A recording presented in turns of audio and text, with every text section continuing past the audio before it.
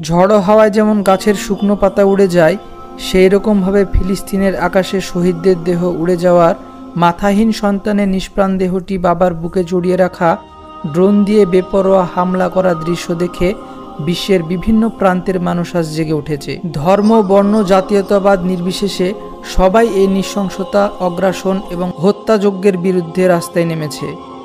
Israel যখন গাজার মাটিকে মৃত্যুপুরীতে পরিণত করছে, তখন লন্ডন, নিউ ইয়র্ক, জাকাত, ঢাকা সবখানের মানুষ চিৎকার করে বলছে ফ্রি ফ্রি প্যালেস্তাইন।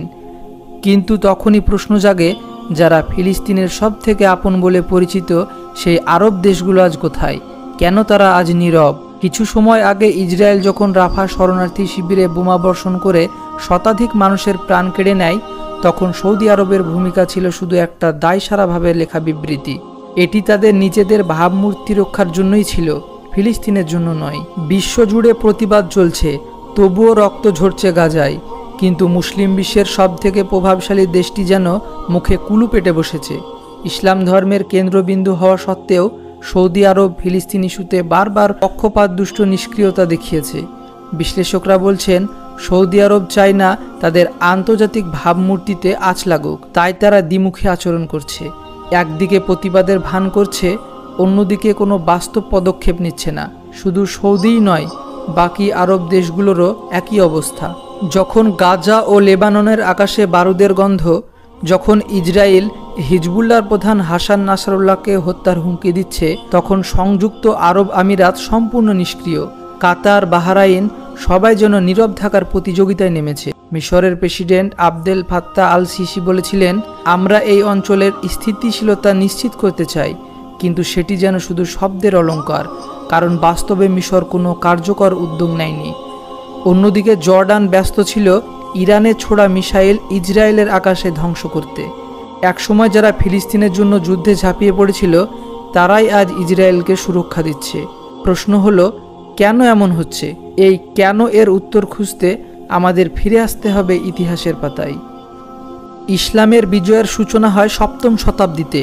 উমাইয়া খিলাফত একসময় পর্তুগাল থেকে পাকিস্তান পর্যন্ত এক অখণ্ড সাম্রাজ্য গড়ে তোলে। বাইজেন্টাইন ও সাসানিয়া সাম্রাজ্য থেকে তারা ছিনিয়ে নেয় এক বিশাল অঞ্চল।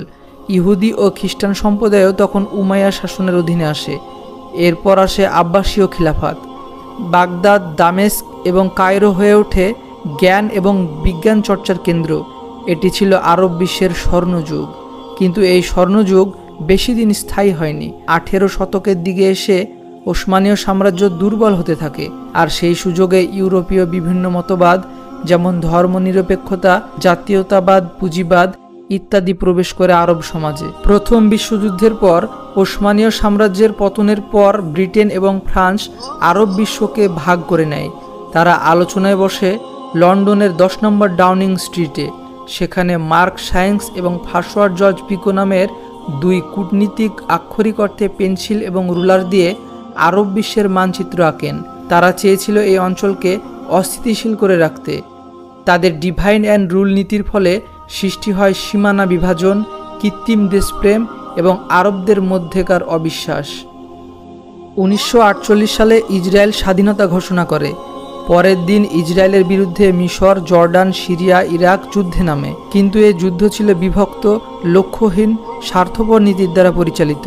জর্ডানের রাজা আবদুল্লাহ চেয়েছিলেন জেরুজালেম এবং ফিলিস্তিনের অংশ নিজ রাজ্যে যুক্ত করতে। মিশরের রাজা ফারুক চেয়েছিলেন মুসলিম বিশ্বের নেতা হতে। তার নজর ছিল সিনাই উপদ্বীপে। যুদ্ধের শেষে গাজার এক অংশ দখল করে মিশর, আর পশ্চিম তীর এবং পূর্ব জেরুজালেম দখল করে জর্ডান। ইসরায়েলকে ঠেকানোর বদলে তারা নিজেদের স্বার্থ রক্ষায় ব্যস্ত ছিল। 6 দিনের যুদ্ধে ইসরায়েল এই অঞ্চলগুলিকে পুনরায় দখল করে নেয়। কিন্তু এর পরের যুদ্ধগুলি ফিলিস্তিনের জন্য নয়, ছিল নিজেদের হারানো ভূখণ্ড উদ্ধারের লড়াই। 1951 সালে সৌদি আরব এবং আমেরিকার মধ্যে স্বাক্ষরিত হয় এক সম্মিলিত প্রতিরক্ষা সহযোগিতা চুক্তি। এই চুক্তির পর থেকেই সৌদি আরব পরিণত হয় আমেরিকার অনিবার্য মিত্রে। ইসরায়েলকে সরাসরি স্বীকৃতি না দিলেও দেশটি কখনোই ইসরায়েল বিরোধী অবস্থান নেননি। মূলত আমেরিকাকে চটাতে না চাওয়াই এর প্রধান কারণ। 2020 সালে আব্রাহাম চুক্তিতে স্বাক্ষর করে সংযুক্ত আরব আমিরাত, বাহরাইন ও মরক্কো। তারা ইসরায়েলকে স্বীকৃতি দেয় ও সম্পর্ক স্বাভাবিক করে। তাদের কাছে এখন ফিলিস্তিন ইস্যু গৌণ, বরং বাণিজ্য, প্রযুক্তি এবং কূটনৈতিক সম্পর্ক অগ্রাধিকার পায়। অন্যদিকে ফিলিস্তিন হয়ে উঠেছে শুধু আন্তর্জাতিক সংবাদের শিরোনাম। আরব বিশ্ব যেন নীরব দর্শক, নিজেদের ঐতিহাসিক দায়িত্ব ও আত্মপরিচয় বিসর্জন দিয়ে শুধু শ্রোতা হয়ে গেছে। ইসরায়েলকে সামরিকভাবে টেক্কা দিতে পারে এমন সক্ষমতা কিছু মুসলিম দেশেরও আছে, যেমন সৌদি আরব, মিশর ও সংযুক্ত আরব আমিরাত। কিন্তু এই শক্তি তাদের নিজস্ব নয়, এর পেছনে আছে যুক্তরাষ্ট্রের অস্ত্র, প্রশিক্ষণ ও অর্থ। বিশ্বের সবথেকে বড় অস্ত্র আমদানিকারক দেশ হলো সৌদি আরব। তারা প্রায় সম্পূর্ণভাবে নির্ভর করে আমেরিকার যুদ্ধবিমান, ক্ষেপণাস্ত্র ও প্রতিরক্ষা ব্যবস্থার উপর। সংযুক্ত আরব আমিরাত যুক্তরাষ্ট্রের কাছ থেকে অস্ত্র কেনার দিক থেকে তৃতীয় স্থানে, কাতার আছে ষষ্ঠ স্থানে। শুধু অস্ত্র কেনা নয়, এই দেশগুলির মাটিতে রয়েছে মার্কিন সামরিক ঘাঁটি। সৌদি আরব, কাতার, কুয়েত, জর্ডান, ইরাক, সিরিয়া সবখানে যুক্তরাষ্ট্রের সামরিক উপস্থিতি রয়েছে। এই ঘাঁটিগুলো মধ্যপ্রাচ্যকে এক ধরনের নীরব উপনিবেশে পরিণত করেছে। আরবদের আসল সম্পদ হলো তেল ও গ্যাস। এই জ্বালানি সম্পদ তাদের শক্তির প্রধান উৎস হওয়ার কথা ছিল, কিন্তু এখন তা তাদের দুর্বলতার উৎস হয়ে দাঁড়িয়েছে। যুক্তরাষ্ট্র হলো মধ্যপ্রাচ্যের জ্বালানি তেলের প্রধান ভোক্তা। তেল বিক্রি করে যাদের অর্থনীতি দাঁড়িয়েছে, তারা চায় না এই বাজারে কোনো ধাক্কা আসুক। তাই ফিলিস্তিনে যতই রক্ত ঝরুক, তেল বাণিজ্য ও কূটনৈতিক সম্পর্ক রক্ষায় আরব রাষ্ট্রগুলো যুক্তরাষ্ট্রের পাশে সবসময় দাঁড়িয়ে থাকে।